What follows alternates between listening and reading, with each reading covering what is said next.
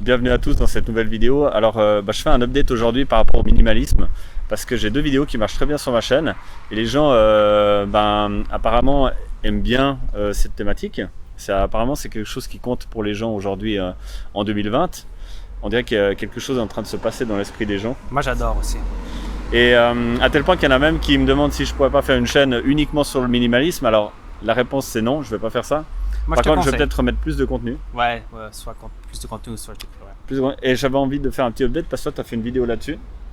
Tu m'as posé des questions, justement. Yes. D'ailleurs, je vous mettrai le lien pour aller voir la vidéo. Elle est semi-anglais, semi-français, avec sous-titres, etc. Parce qu'on est un peu hybridé. Donc voilà, je voulais dire quelques petits trucs par rapport maintenant à... ça fait 3-4 mois que je suis vraiment dans ce truc-là. Ah, déjà 3-4 mois. Ouais, 3 mois, peut-être quelque chose comme ça. Ok. Et puis... une chose que je constate, parce qu'après c'est pas que des choses de minimalisme, mais c'est aussi des, c'est aussi des sensations par rapport à la manière de vivre qui me viennent comme ça ou que je découvre à travers d'autres vidéos et que j'avais envie justement de transmettre. Alors la première, plus importante, c'était une des questions que tu m'as posées justement. Et moi, une des choses les plus importantes que je remarque depuis que je fais ça, c'est à quel point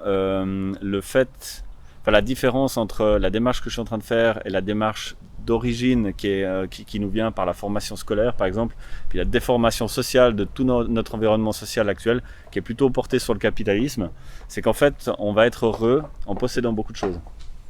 Ça c'est le premier truc. Donc, c'est ce qu'on croit. Donc apparemment, d'après ce qu'on croit, plus on va posséder des choses, et plus on va être heureux. Donc une belle voiture, une belle maison. Parce que tout est basé finalement sur l'apparence de la réussite sociale. Ouais, oui. Et donc on pense que si on affiche une belle réussite sociale, on va être plus heureux. Et ça, je pense que c'est assez faux. Mais c'est très difficile de s'en rendre compte quand on est dans un milieu où tout fonctionne basé là-dessus. Et toi, tu t'es rendu compte quand même que... Mais ça fait un moment parce que je lis pas mal de choses sur, pas sur le minimalisme, mais sur l'économie. Et puis c'est vrai que quand tu as une bonne base économique comme ça, disons économie et société, tu vas justement te rendre compte assez vite que c'est complètement décalé, ça n'a rien à voir, c'est pas une histoire de... Et un des trucs les plus importants que je trouve, que j'ai dit aussi dans ta vidéo, c'est que quand on a les moyens, quand on possède beaucoup d'argent, on a tendance à sous-traiter tout. C'est-à-dire que on va sous-traiter à quelqu'un parce qu'on a le pouvoir de le faire, parce qu'on peut acheter ce service. On va sous-traiter quelque chose, typiquement, je dis n'importe quoi, mais dans certaines sphères, évidemment, tu as des personnes qui n'ont jamais plus cuisiné parce qu'en fait, ils ont un cuisinier officiel qui va s'occuper de faire des bons petits plats. Je dis pas que ça me déplairait, mais le truc, c'est qu'au bout d'un moment, on s'éloigne du contact avec la vie, en fait. C'est-à-dire que la vie, c'est aussi réaliser des choses par soi-même et être fier des choses qu'on a réalisées par soi-même. Donc, quand on va, par exemple, cuisiner, on va utiliser ses mains et on va construire quelque chose avec ses mains, un plat, par exemple. Tu es beaucoup plus créatif dans l'imagination et tout ça. C'est ça. Et on va se reconnecter avec la réalité, avec une interface qui est en fait la main. Et on ne se rend pas compte à quel point on a besoin d'être connecté avec la réalité pour être heureux. Et que c'est justement... Ça, c'est pas mal. Et voilà. Et qu'un des grands problèmes de la société, c'est l'exubérance de tous les services, comme Uber, enfin l'ubérisation de toutes choses. Où finalement, l'idée, c'est que la personne, l'individu, l'être humain, les gens, en fait, vont être complètement dans l'exercice du plaisir. C'est-à-dire qu'ils vont, utiliser des choses, mais ils vont jamais savoir comment ça a été créé. Et encore moins, ils vont les créer par eux-mêmes. Tu vois, si déjà, rien que les gens, par exemple... Ouais, si par exemple les gens déjà savaient comment les choses sont faites, par exemple il y a des gens qui ne sauront jamais comment on cuisine un poisson. Si déjà ils savaient comment c'est fait un poisson, comment c'est fait un plat de poisson, ils seraient déjà un petit peu moins malheureux à mon avis. Mais si en plus ils savaient le faire avec leurs propres mains, je pense que c'est encore un niveau au-dessus. Et alors c'est marrant à quel point typiquement quand on a des gens qui deviennent fous, tristes, dépressifs, toutes ces maladies de société qui sont très occidentales en plus, c'est typiquement, on leur conseille de se reconnecter avec la terre, par exemple de jardiner. C'est un des trucs que j'ai dit dans ta vidéo. Donc typiquement jardiner, c'est-à-dire aller avec ses mains, les salir, creuser des trous, planter des arbres ou planter des, je sais pas, je dis n'importe quoi, des fleurs, des légumes, n'importe quoi, surtout des choses qu'on peut manger. Et ensuite, les voir pousser et se dire, ah tiens, c'est moi qui ai fait ça. C'est moi qui ai... T'as une sorte de fierté en toi. Ouais, t'as une fierté. Ouais. Et si après, en plus, tu apprends... quelque chose. Si après, tu apprends à les organiser en repas, c'est-à-dire que tu apprends à les cuisiner, et au moment où tu vas les manger, tu vas avoir un taux de satisfaction qui va être exceptionnel, parce que tu vas être reconnecté avec la réalité. Pour toi-même. Puis après, si tu peux montrer ça aux autres, exact. C'est encore plus... c'est qu'aujourd'hui, il y a même des gens qui ne savent même pas comment on cultive des aliments. Les gens ne se rendent pas compte, en fait, toute la chaîne de travail qu'il y a derrière, puisque tout ça, c'est opaque. Et puis à la fin, ils vont avec un billet dans un supermarché complètement austère, et ils vont s'acheter aussi bien, je dis n'importe quoi, de la lessive, qu'en même temps, un plat déjà 100% préparé. Ils n'auront plus qu'à le mettre dans un micro-ondes. En plus, Dieu sait si ça te détruit les capacités alimentaires, enfin les capacités nutritives finalement des aliments.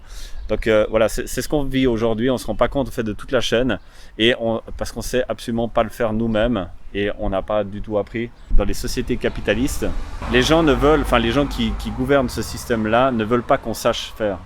Ils veulent qu'on soit juste des utilisateurs, comme ça, lambda, qu'on ne se pose aucune question. Et c'est ça qui nous déconnecte de la réalité, c'est ça qui nous rend malheureux.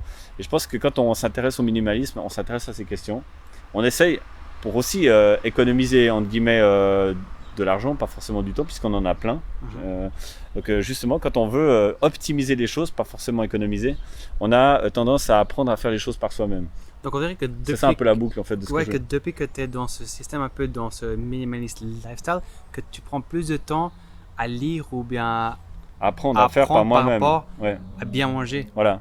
Non, mais pas que bien manger, oui. Tout. En général, parce que là, tu as beaucoup parlé des aliments tout, donc il me semble que tu passes plus de temps aussi à mieux manger, à apprendre comment mieux manger. Exact. Parce qu'avant, tu penses que tu avais moins de temps avec l'appart, avec le travail et tout ça. Voilà, c'est ça. Si tu travailles 100%, et puis que, évidemment, tu as une famille, tu possèdes plein de biens, il te faut 3 bagnoles pour faire fonctionner le tout. Ça veut dire qu'il faut les amener au service. Quand tu as tout ça, justement, bon, alors, après, je dis pas que les gens sont malheureux, hein, c'est pas ça. Mais je dis juste que tu passes tellement de temps à faire ça que tu auras tendance à beaucoup sous-traiter toutes les choses qui te connectent avec l'existence.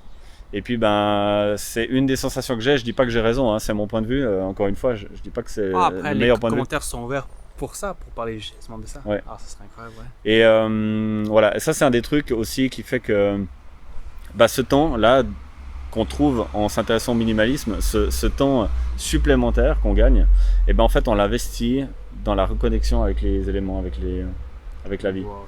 Et puis c'est ça, je trouve, qui est important peut-être de transmettre comme message. Après, pour tous ceux qui sont dedans déjà depuis des années, ce serait très intéressant de mettre des commentaires dessous pour justement pour partager ça avec la communauté. Oui. Moi, je lis tous les commentaires, j'essaie d'y répondre aussi, le plus possible. Depuis tes vidéos de minimaliste, tu as eu 2-3 personnes qui t'ont dit créer une chaîne de minimaliste. Ouais. Parce que c'est tellement... Parce que c'est des sujets intéressants, parce que ça commence à vraiment devenir de plus en plus. Mais après, je peux faire une playlist dans ma truc. C'est pas nécessaire. Moi, je déteste en fait avoir plusieurs trucs. En plus, ça va pas dans le sens du minimalisme. Rien que moi avec. Je préfère une chaîne. Oui. Non, et puis tu mets tout dedans. Parce que moi, déjà, rien qu'avec 2 chaînes, je peux vous dire que déjà une chaîne, ça prend déjà du travail. Alors 2 chaînes. Ouais. Si tu as un travail à côté, c'est vraiment... Et toi, tu connais ça depuis longtemps, hein, j'entends. Aujourd'hui, moi, je vis ça depuis... Tu peux mettre de côté énormément d'argent, ça te permet d'investir dans des projets. Ouais. Parce qu'en fait, moi, depuis tout petit, depuis que j'ai eu mon premier appart à 19 ans, ça fait déjà plus de 10 ans que je vis seul, j'ai jamais mis plus que 8 ou 900 francs. Bon, après, je suis seul, hein, mais si on est à 2, bien sûr, on paye moitié-moitié. Mais en Suisse, c'est très facile d'avoir un 2-3 pièces pour plus de 1000 francs. Et j'ai toujours eu, en fait, des chambres, studios. Et quand tu gagnes... un salaire assez élevé ensuite, on peut mettre bien de côté. Ouais. Moi, j'ai pas dépensé mon argent dans les appartements, Par contre, j'ai dépensé de l'argent, j'ai fait des conneries plus jeunes dans les voitures. Ouais. J'ai acheté des voitures à 10 000, à 15 000, puis j'ai perdu beaucoup d'argent là-dedans. 30-40% à chaque fois que tu vends, etc. Voilà, plus, ouais. Et c'est toutes des choses qui t'amènent à devoir travailler plus pour pouvoir les assouvir, pour pouvoir les financer. Ouais, exactement. Parce que la société d'aujourd'hui nous fait dépenser de l'argent dans tout. Il n'y a pratiquement plus rien qui est gratuit. Et justement de sous-traiter ça, de ne pas le faire soi-même, t'amène à dépenser beaucoup plus et à travailler beaucoup plus pour pouvoir financer ça. Je confirme. Mais je pense qu'il y a beaucoup de gens qui croient que le minimaliste lifestyle, que les gens ont rien dans leur appartement. C'est pas ça, mais il y a beaucoup de gens qui croient que les minimalistes, ils ont rien dans leur vie. Ouais, non, c'est pas genre d'avoir une tasse au milieu du salon, hein, j'entends. C'est juste on que a quand même tu des accessoires. Beaucoup de voilà. choses, mais tu prends que des choses utiles. Et puis surtout des choses qui ont 2 emplois ou 3 emplois. C'est-à-dire tu peux faire 3 trucs avec un seul truc, plutôt que d'avoir par exemple le couteau qui fait ça, l'épluche-truc qui fait ça, Poisson, les machins, viande, etc. Légumes, Et puis des services de 80 couverts, etc. Ben non, finalement tu as 3-4 assiettes, 3-4 couteaux simples. Le minimalisme, c'est pas ne rien avoir, c'est avoir plutôt des choses qui peuvent servir à faire plusieurs trucs différents. Et puis d'essayer de rationaliser en fait leur utilisation. C'est-à-dire les utiliser tout le temps par exemple. Si tu as probablement, moi je pense que j'avais 80% des objets chez moi que j'ai jamais utilisés. 80%, ouais. 80% de ce que je possédais avant n'était jamais utilisé. Donc tu vois, c'est complètement colossal, complètement une perte d'énergie financière déjà de base, puisqu'en fait tu payes tous ces volumes supplémentaires. Et puis voilà, on se rend compte de ça gentiment quand on... Même toi, rien qu'en parlant maintenant 10 à 12 minutes, on apprend énormément. Même moi, j'apprends de toi un peu ce que tu dis. Ouais, c'est quoi, on apprend chacun et c'est ça qui est très important. J'adore. Moi, je préfère passer mon temps à traîner parce qu'aujourd'hui, pour ceux qui me connaissent pas très bien, je travaille à 3 jours par semaine. Le reste du temps, je passe du temps avec des gens comme toi et d'autres, à créer des projets, à m'intéresser à ce qu'ils font, à échanger des idées. Finalement, je trouve l'essentiel de la vie. C'est en train d'être productif et des buts dans Voilà. Et si je devais justement avoir un appartement trop grand comme j'avais avant, tu passerais plus de temps dedans peut-être. Il me coûtait 1800. Alors déjà, quand tu dépenses ça par mois, tu dois travailler. Non déjà mais pour ça. tu dois travailler plus et tu dois être dedans pour lui donner une raison d'être. Oui. L'autre, je pense, t'es beaucoup plus dehors avec tes familles, dans les petits cafés, je suis en tout train le de faire temps, des tout le temps dehors. C'est ça qui est incroyable. Et puis tu passes quand même les 3 jours, tu es quand même loin de la maison, tu es dans les trains, tu es au travail. C'est déjà 3 jours que tu n'es pas. Exact. C'est presque la moitié de la semaine, donc ça fait 1000 balles par mois que tu ne dépenses pas dans l'appart. Ouais, exact. C'est énorme. Exact. Alors, en tout cas, moi j'ai appris à travers cette vidéo, donc merci. Alors voilà, merci pour ceux qui auront réussi à supporter toute la longueur de cette vidéo jusqu'à la fin, c'est très sympa. Moi ça me fait hyper plaisir de créer des contenus comme ça, je vais essayer de trouver des idées. D'ailleurs vous pouvez mettre dans les commentaires d'autres idées, de choses qui vous tiendraient à cœur par rapport à ce topic du minimalisme. Et puis pour les nouveaux sur la chaîne, pensez à vous abonner, c'est très important pour l'algorithme. Ne pas oublier le petit pouce bleu comme d'habitude. Qu'est-ce qu'on fait maintenant? On va prendre un petit café ou bien... Un petit café et moi je vais finir ma vidéo. Ok, super. Bon, merci à tous. Merci les amis. À très bientôt. À bientôt.